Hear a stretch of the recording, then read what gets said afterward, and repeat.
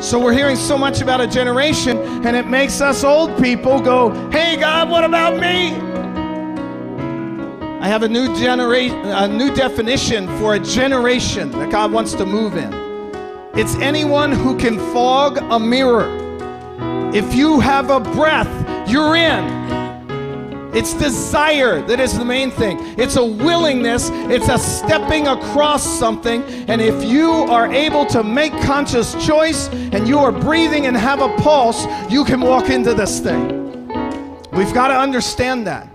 Because there is a distinction between an older and younger generation, but the distinction of role does not distinguish the importance. Both are extremely important in this hour. And as I was praying and just so relishing, because there's so much good stuff that is happening in the way of revelation in our midst and in the way of community is happening in my own life.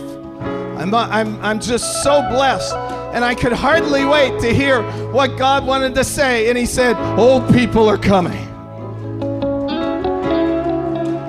He said, your generation, the older generation, you're to bring a word to them because it's an important hour. And we're in a peril right now. Because we have a bunch of willing people, but they have no clue what to do. And we need moms and dads in the spirit. I'm not talking about in the flesh, I'm talking about in the spirit. We need moms and dads. We need men and women in the spirit who comprehend times and seasons.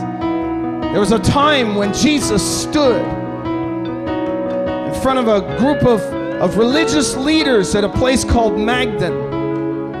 He says to them, you look at the sky and you see the clouds.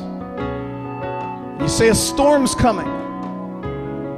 How is it that you can discern the face of the sky, but you cannot discern the signs of the times? Interesting thing about that little place called Magdala, it's very right down on the tip.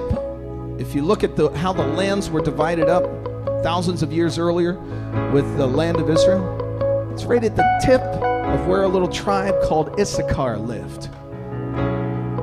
Jesus is saying to those religious leaders, your forefathers understood times and seasons.